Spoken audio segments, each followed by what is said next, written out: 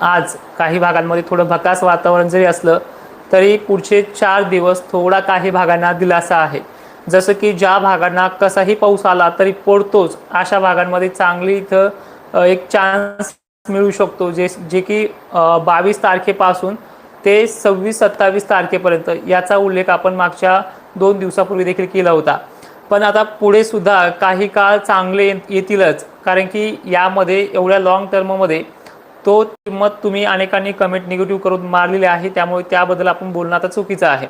पण सध्याची चित्र पाहता पुढचे 4 ते 5 दिवस रोज भाग पेनवणी काही ठिकाणी तर काही ठिकाणी संततधार एक 10 मिनिटाचा 20 मिनिटाचा दिलासा काही गावखेड्या मिळेल, सर्वदूर सर्वांना नाही।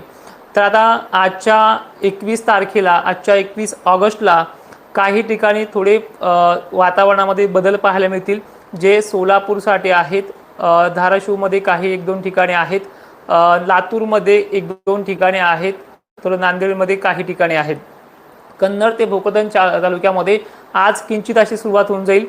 जळगाव धुळ्यामध्ये वाऱ्याचा जोर जर कमी राहिला तिथेही सुरू होऊन जाईल आणि नागपूर आणि अकोला, नागपूर ते गोंदिया भंडारा या भागामध्ये ही सुरुवात होण्याची शक्यता आहे।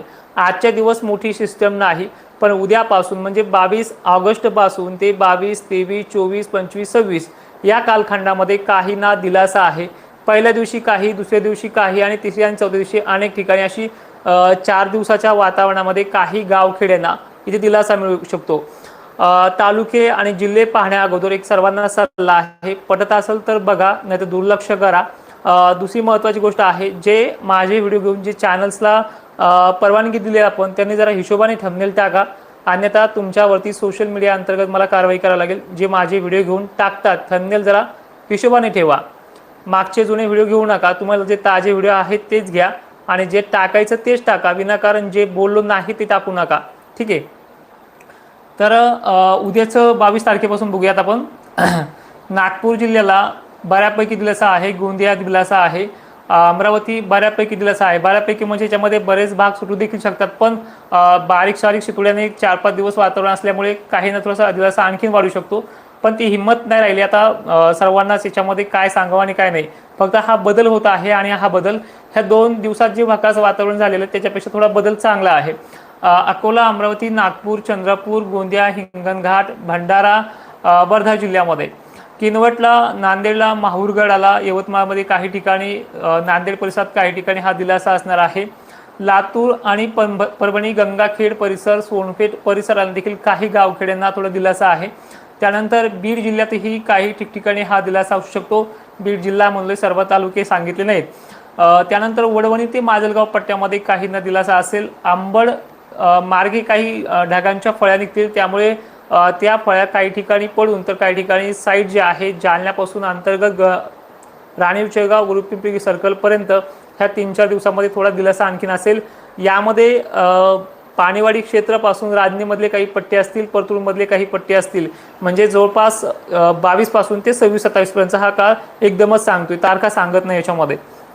तर त्यानंतर थोडा आणखीन दिलासा नांदेडकरांना आहे, परभणीकरांना आहे, त्याचबरोबर अहिल्यानगरकरांच्या काही दक्षिण उत्तर भागांमध्ये देखील ह्या पद्धतीचं सिस्टम पाहायला मिळू शकतो। सांगलीमध्ये देखील ही पद्धतीचं सिस्टम पाहायला मिळू शकतो, पण सर्व दूर नाही हे लक्षात ठेवा। रत्नागिरी, कोकण किनारपट्टी, कोल्हापूर जिल्हा, मुंबईसह अनेक भागांमध्ये कोकणाच्या क्षेत्रामध्ये जोर जास्त आहे, पण तिथनं ज्या पाऊस पडता पडता वाचून आलेल्या ज्या फळ्या असतील त्या थोड्याफार दक्षिण महाराष्ट्राला काही गावखेड्यांना दिलासा देऊ शकतो। त्याच्या कमेंट्स मला नंतर 26-27 ला पाहिजेत। जालना जिल्ह्यामध्ये ही परिस्थिती थोडी काही ना जेमतेम जरी असली तरी काही ना बऱ्यापैकी दिलासा ह्या 3-4 दिवसामध्ये पाहायला मिळू शकतो, पण तारीख आहे 22 पासून 26च्या दरम्यानमध्ये। आणि त्यानंतर इकडे जर आपण पाहिलं जालन्याच्या भोकरदन, जाफराबाद, कन्नड, सिल्लोड, देऊळगाव राजा, मेहकर, लोणार परिसरामध्ये, लोणारमध्ये काही भाग असे आहेत कुठून जरी आला तर तिथे पडतोच, तर त्या भागांना देखील ह्यामध्ये दिला। याच्यामध्ये थोडी भाग वेगळे ह्या 3-4 दिवसामध्ये घेण्याची शक्यता आहे। आता मित्रांनो याच्यामध्ये वारे जोराने आहे, त्यामुळे थोडंफार मागे पुढे बदल होऊ शकतो, पण वातावरणामधून हे 4 दिवस थोडे बरे राहतील असा अंदाज याच्यामध्ये वर्तवतो। हे वातावरण आता किती दिवस चालेल असा अनेकांचा प्रश्न राहील, तर हे वातावरण कमीत कमी 22 ऑगस्ट पासून 26 ऑगस्ट पर्यंत राहील। देवाने जर थोडी जरी आपली हाक प्रामाणिकची ऐकली त्याच्यामध्ये भाग वाढण्याची देखील शक्यता आहे। कारणही तसंच आहे की कालच्या 20 ऑगस्टला गरमीची लेवल अनेक भागांमध्ये टेम्परेचर वाढल्यामुळे उन्हाची ती चमक आणि त्यामधून होणारी ह्युमिडिटी या ढगांना थोडासा धारा उतरण्या का होईना पण प्रवृत्त करू शकते। त्यामुळे मराठवाडा विदर्भामध्ये याच्यामध्ये अनेकांना दिलासा राहण्याची शक्यता आहे आणि निव्वळ असे हे कोरडे दिवस नाहीत, हे 4 दिवस सतत धारा उतरत राहतील। आणि त्यानंतर यामध्ये नाशिक क्षेत्रातला काही जसं इगतपुरी असेल काय असेल या भागांना देखील थोडा दिलासा यामध्ये वाढतोय आणि विदर्भ, खानदेश, मराठवाडा यामध्ये थोडा बरा आहे। खानदेश सर्वदूर नाहीये, मराठवाडा सर्वदूर नाही आणि विदर्भ ही सगळ्यांनाच नाहीये, पण मात्र जो पूर्व विदर्भातला भाग आहे ते 60% ते 70% भागांना घेईलच अशी शक्यता दिसते मॉडेलनुसार। नांदेड, लातूरला थोडा यावेळी मागच्या तुलनेमध्ये काही गावखेड्यांना बरा दिलासा राहू शकतो अशी शक्यता आहे। ही 22 ते 23 दरम्यानची कंडिशन होती। आता आपण पुढचा अपडेट बघूयात। महाराष्ट्रामध्ये सध्या पाऊस जो कमी पडतोय किंवा वाऱ्याने तो ढकलला जातो, हे वारे अजून जवळपास 2 सप्टेंबरपर्यंत किंवा 3 सप्टेंबरपर्यंत राहण्याची शक्यता आहे। पण या कालखंडामध्ये जवळपास बघितलं आता ते 26-27 पर्यंत हे वातावरण ढगा आणि शितोड्यांचं जर राहिलं, त्यानंतर थोडे 4-5 दिवस, पण त्यानंतर परत 3 सप्टेंबरच्या आसपास परत एक असं सिस्टम येऊन अनेक शेतांना सुखावेल अशी कंडिशन आहे। आणि या पाठोपाठ एक पाठोपाठ जर हे वातावरण जर हे वारे 3 सप्टेंबरला कमी झाले तर तिथून पुढे जे बंगालच्या उपसागरामधनं लोकशर निघते आणि एमपी पासून उत्तरेकडील भागांमध्ये सरकते ते थोडं खाली सरकण्यास देखील मदत होईल असा शेड्यूल मॉडेलनुसार आहे आणि तो देखील पुढे आपल्याला काळामध्ये पाहायला मिळू शकतो।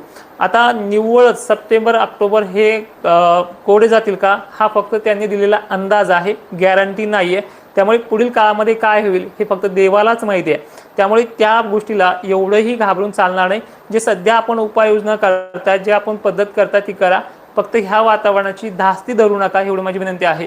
कारण की येणारा काळ आणि येणारे काळाची लक्षणं हे मॉडेलनुसार तरी स्पष्ट झालेले जरी असले तर ते तितके त्याची गॅरंटी कोणीही घेऊ शकत नाही, ना स्कायमेट घेऊ शकत, ना IMD घेऊ शकत। आणि हे दोन्ही जे अहवाल आहेत कोरड्या वातावरणाचे किंवा कोरडं राहणारच आहे, हे अहवाल माझ्या मते या दोघांनी सुद्धा आपल्या शासनाकडे प्रशासनाकडे देऊन तातडीने कृत्रिम पावसाची मागणी करावी हा माझा त्यांना सल्ला असेल। आणि दुसरी महत्त्वाची गोष्ट अशी आहे की आता 22 ऑगस्ट पासून 26 ऑगस्ट पर्यंत हे वातावरण महाराष्ट्रामध्ये संततधारेचं 10 मिनिटं पावसाचं 15 मिनिटं पावसाचं हे कंटिन्यू राहणार आहे। यामध्ये मी जिल्हे आताच डिक्लेअर केलेत। फोकस असेल वातावरणाचा सर्वाधिक जास्त किंवा थोडा रडार सिस्टम बऱ्यापैकी दाखवणारा भाग जो असेल तो मध्य महाराष्ट्र, मराठवाडा, विदर्भ आणि पूर्व विदर्भ सर्वाधिक थोडं जास्त असणार आहे। इथे काही गावखेड्यांना गरमीच्या लेवलने थोडी सटकारे बरे असतील, तो म्हणजे नागपूरचा भाग आहे। नागपूरमध्ये अजून डिटेलिंग सांगायचं झालं तर अमरावती, अचलपूर परिसर उत्तर भाग, वर्धा उत्तर भाग, कामठी परिसर, भंडारा, तुमसार परिसर, मोहोळी परिसर, लाखाणी परिसर, रामटेक महाराष्ट्र, सोनेर, कटोल परिसर ते नरखेड परिसर, वरुड, मोर्शी परिसर, चांदूर बाजार, अचलपूर परिसरांची देखील याच्यामध्ये वाढ होण्याची शक्यता राहणार आहे।